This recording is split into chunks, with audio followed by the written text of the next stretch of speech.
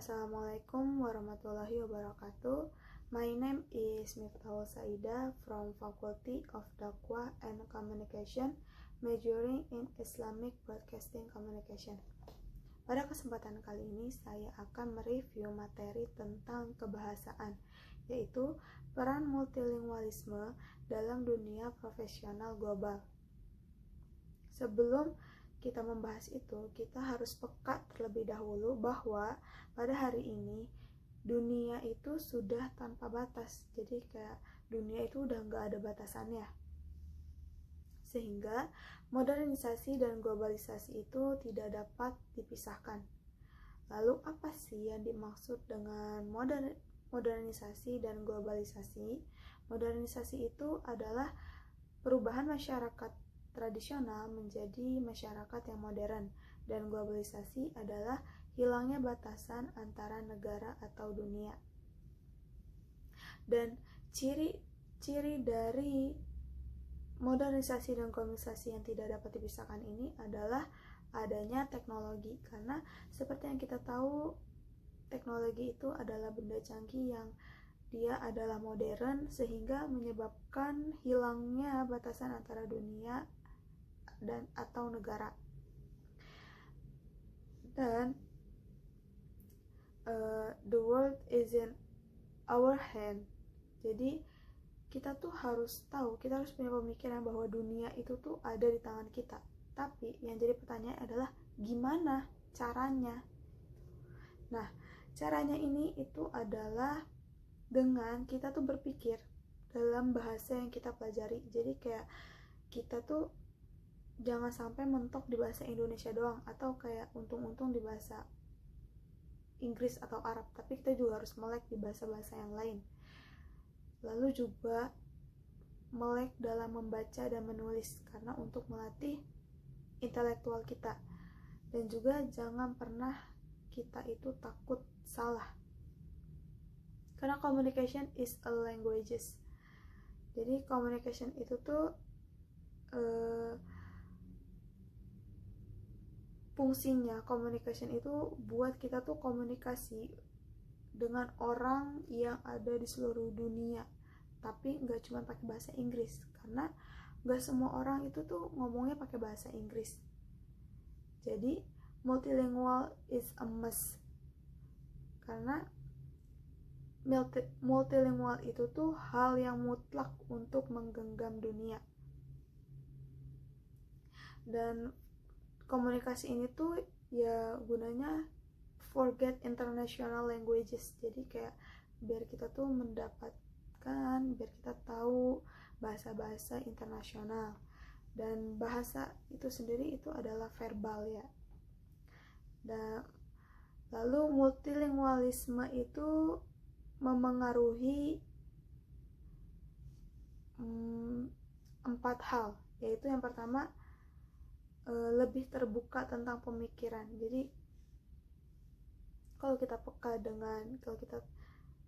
paham dengan multilingualisme, itu tuh dapat membuka kita tuh lebih terbuka tentang suatu pemikiran, dan juga membuat kita lebih logis atau lebih praktis dalam menghadapi suatu isu, dan juga membuat kita memiliki wawasan yang luas, jadi nggak ecek-ecek, dan juga membuat kita mempunyai tindakan. Jadi kayak nggak cuman words doang, tapi juga ada actionnya, kayak terus juga kita jadinya lebih empati tuh.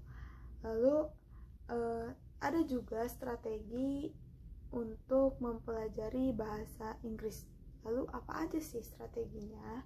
Strateginya itu yang pertama adalah fokus, karena kita nggak bisa belajar bahasa Inggris atau bahkan bahasa internasional kalau kita tuh nggak fokus. Kalau kita aja tuh masih bingung tujuan kita tuh ngapain sih belajar bahasa gitu.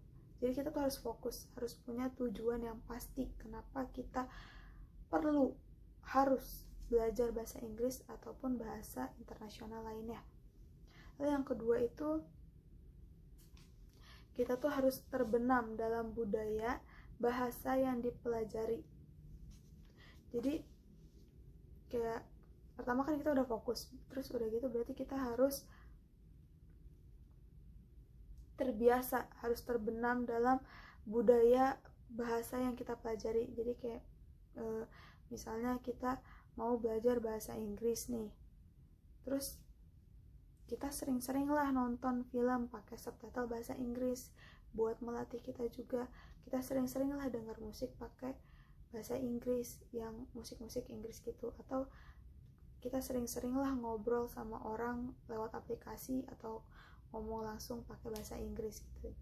Terus juga kita bisa dengan mengetahui historinya dari Inggris itu sendiri.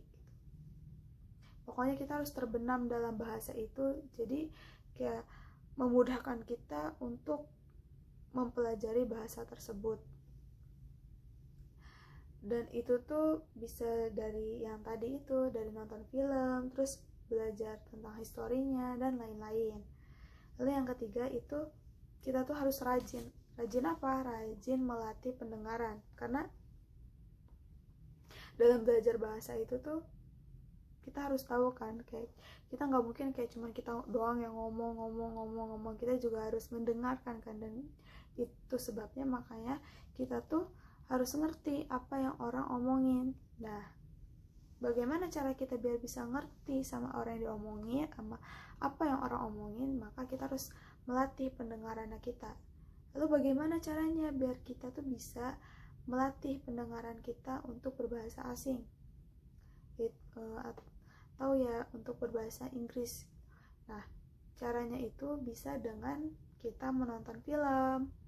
Karena kan apalagi kalau kita tuh nonton filmnya udah itu emang film tanpa dubbingan Indonesia, terus lebih bagus lagi kalau kita pakai subtitlenya tuh bahasa Inggris. Jadi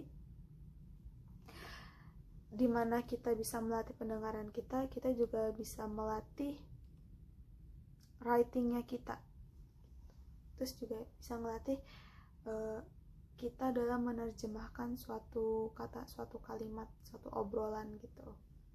Lalu juga selain nonton film, kita juga bisa melatih pendengaran kita dengan kita mendengarkan musik.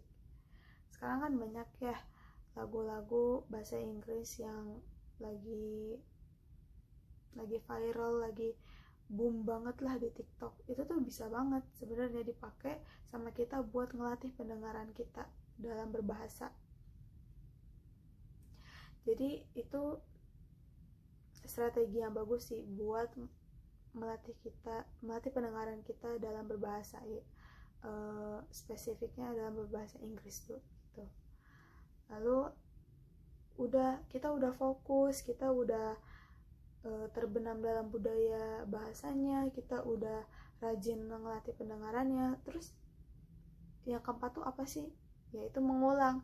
Jadi percuma kita nonton film, dengerin musik pakai bahasa asing, terus kita terbenam dalam budayanya, terus kita udah fokus tapi nggak kita ulang, nggak kita istilahnya nggak kita murojaah, itu tuh percuma, nggak bakalan masuk juga gitu. Karena kita bisa karena kita terbiasa, jadi emang harus diulang terus. Dan yang kelima itu adalah kita tuh harus bisa berpikir dalam bahasa yang kita pelajari. Jadi kita kalau lagi mikirnya tuh udah nggak ngomong pakai bahasa Indonesia, jadi kayak mikirnya pakai bahasa Inggris gitu, mikirnya pakai bahasa apa yang kita pelajari gitu. Jadi kayak kalau kita bisa melatih berpikir dengan bahasa asing itu udah.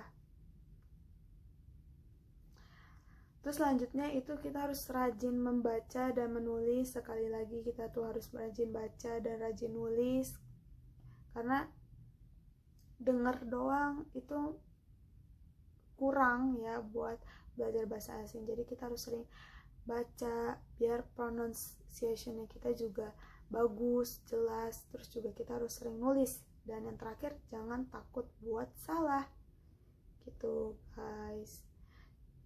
Terima kasih. Wassalamualaikum warahmatullahi wabarakatuh. Terima kasih.